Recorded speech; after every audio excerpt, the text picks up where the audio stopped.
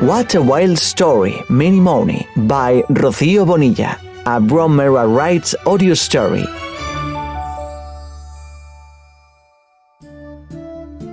Once upon a time, long, long ago, there was a land of good people. They lived in peace, worked the land, and tended to their flocks. The king ruled over them kindly and wisely. However, one fine day, or one fateful day perhaps we should say, there appeared a fearsome beast. That huge ferocious dragon demanded that they give him one of their livestock every day to satisfy his bottomless stomach. If they didn't oblige, he threatened to eat all the people and destroy the castle with the fire that flowed from his jaws. Terrified, the people shut themselves inside the castle. Gradually, their flocks and herds grew smaller and smaller, and when there wasn't a single cow or sheep left in all the kingdom, the dragon demanded they give him a damsel. Hold on. Wait a minute. Poor cows and poor sheep. And what an awful beast, that dragon! Are you sure we want to pick such an unpleasant story for the end of year play? But the legend of St. George and the dragon is such an important one. Just look at how many people are called George or Georgina. And anyway, it all ends well. What do you mean it ends well? They killed the dragon and kept off his head. But the dragon was very bad. Yes! I'm sure this dragon was no relation of mine. The king, impartial as he was, decided to hold a raffle with the names of all the maidens in the kingdom. As fate would have it, the princess, his daughter, was chosen to be gobbled up by the dragon. The king, devastated, proclaimed that whoever dared to fight the beast and save the princess would have his daughter's hand in marriage. Okay, that's the line. Save the princess? Really?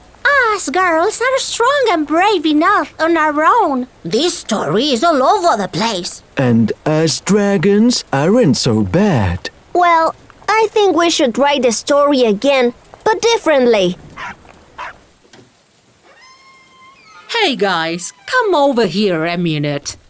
We need to consider that this story was written a crazy long time ago. Back then, life was very different and people didn't think like they do now.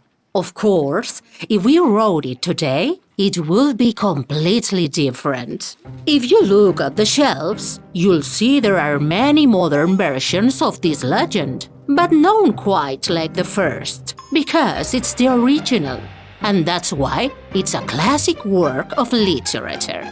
Imagine if we had to change every single story so it pleased everyone, or so it was written the way we think now. Little Red Riding Hood's cape will be green, because that's my favorite color. And the wolf will be incredibly respectful instead of ferocious. Sleeping Beauty will give the princess lap, and no one will get married 5 minutes after meeting each other. And no one will judge anyone by appearances. And when the princess was about to be devoured, but that evil dragon, a bold knight appeared, riding upon a majestic white horse. "It's the knight St. George!" cried the people, full of hope. "But I don't want to die." Don't worry, you won't die. After a fierce battle, dodging flames and sharp teeth, the brave knight St. George drove his spear into the dragon's heart, and the beast came crashing down. The knight cut off the dragon's head, and when the blood trickled onto the ground, there grew an enormous rosebush with hundreds of red roses. St. George picked the most beautiful one and gave it to the princess before galloping off and disappearing into the horizon.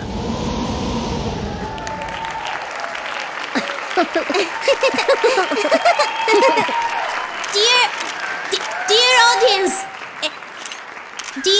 audience. Yes, the dragon was very bad, and they cut his head off.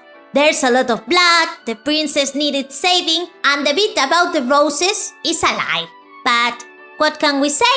That's how life was told in the 13th century. What a wild story if you don't get it well. Do you reckon they were scared? Definitely. Poor things. Good job we explained it to them. Personally, in the end, I kind of liked that dragon. What a Wild Story, Minimoni, by Rocio Bonilla, a Bromera Writes audio story. Voiceover, Rubén Félix, Paula Juste, Clara Laguarda, and Victoria Mínguez. Sound design and production, NG Media. Executive production, Marta Moreno. Editorial coordination, Clara Vidal. Bromera.com